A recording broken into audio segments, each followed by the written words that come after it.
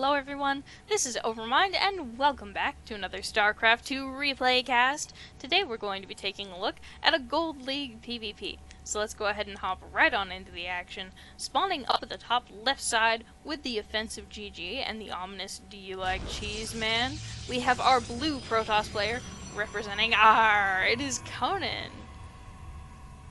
And spawning down on the bottom right side, proclaiming his love for cheese on pizza and toast, and generally playing along, having a good time, representing only himself, it is SteveBrown. Now, Steve is someone who has sent me replays before. He sent me this replay, and he described this game as a weird but fun game. And that intrigues me. Why? Well, because Steve plays in sort of an odd way in my experience. Typically, when I watch Steve play, it's a game in which he builds way more zealots than makes any sense at all, and then he just somehow wins with them. I don't know how, it just winds up working out, and it's amazing to watch. So this could well be a very standard PvP matchup, and he just doesn't know because he's so used to doing all of these wonky, awesome, really cool zealot strategies.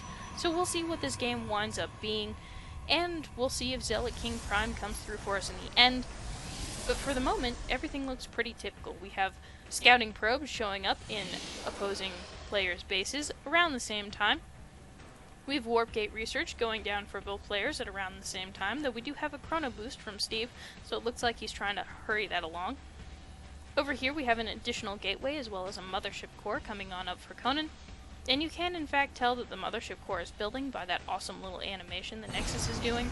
Looks like Steve is going to pull his probe out at exactly the right time to keep his scouting workers safe from said mothership core. Over here we have a very ominous proxy pylon from Conan. We'll see if that winds up coming into play in the future. Looks like Steve also going to go ahead and hide himself at proxy pylon, doesn't want to be outdone, so at this point both players are looking a little bit aggressive. Now on Steve's end of things we have the first original gateway, which is already finished building. We have two additional gateways building over here, and we have a forge. So possibly upgraded 3-gate push, maybe? Something like that. Now over here we do see the Twilight Council has gone down, and indeed there's the Dark Shrine. It's going to be DTs, you guys. And pretty much every game I see with DTs winds up being pretty awesome. So we'll see how that works out. Looks like we do have a scouting stalker heading around the map. And SteveBrown is leaving nothing to chance. He has his probe over here. He's building a second pylon just to make sure that he has enough proxies near his opponent's base. Looks like we have Conan sending a probe to patrol back and forth in advance so that he will have that expansion up as soon as he has that 400 minerals. However, the first warp in is done for Steve. He's going to move in.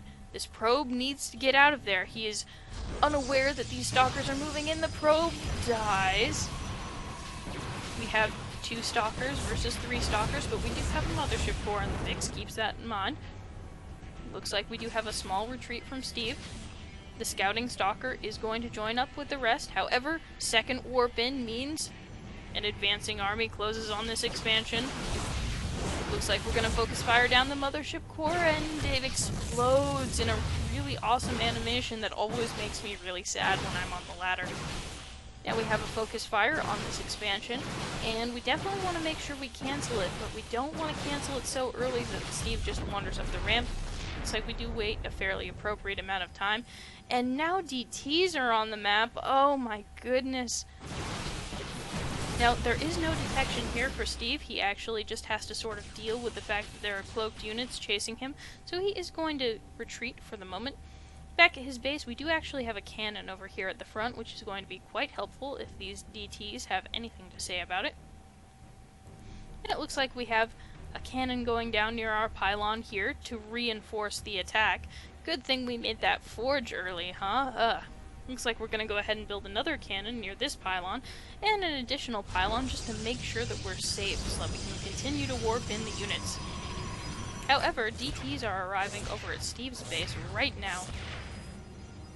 And it looks like we are going to have a cannon up soon for Steve, but for the moment these probes definitely need to make sure that they run around a bit.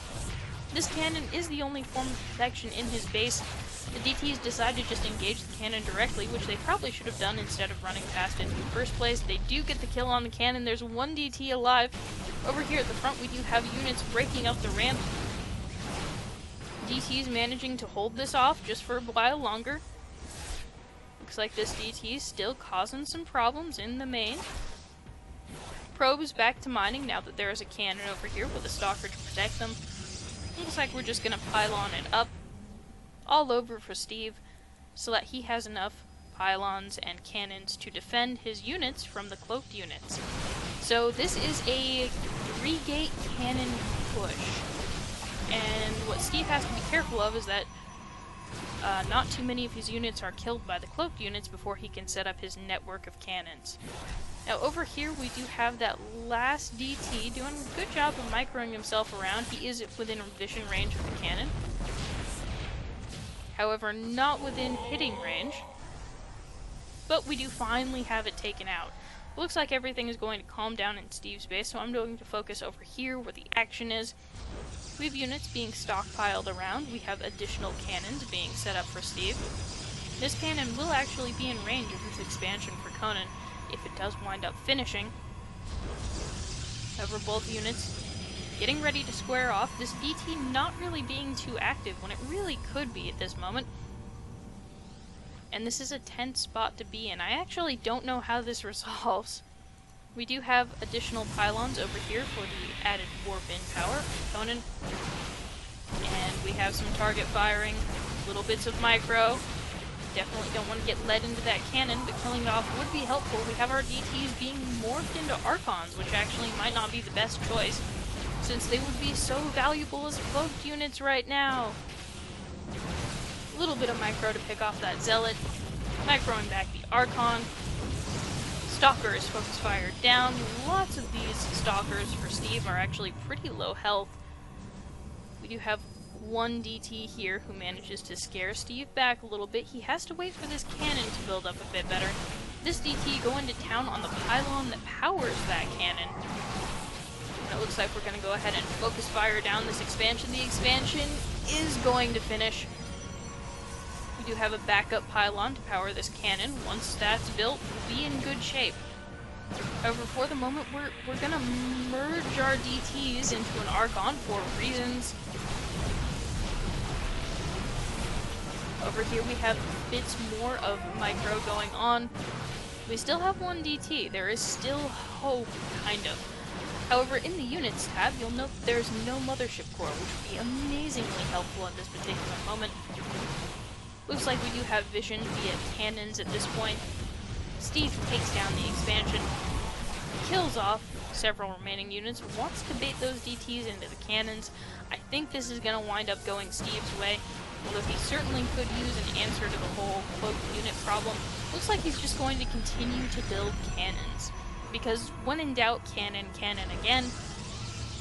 And in fact, additional DTs continuing to warp in for Conan, which actually might wind up being his saving grace. Steve definitely wants to kill off these Zealots, but does not want to lose his entire army to DTs. Conan doing a pretty good job of keeping his DTs from being baited into those cannons. However, this one is just about to finish up. It will be powered by that back cannon there. Did lose a pylon to this, but Steve has learned he's just going to build that pylon closer to his cannon, because that's really what he should have done in the first place. Right, Steve? Right? Ah. Alright. 3 Zealots, 3 DTs, versus a pack of Stalkers.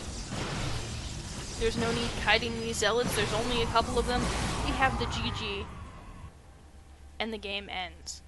So thus we see a non-standard game from Steve, finally, because he always does stuff so typically. Ugh, Steve. And I really enjoyed it. I hope you all enjoyed watching it.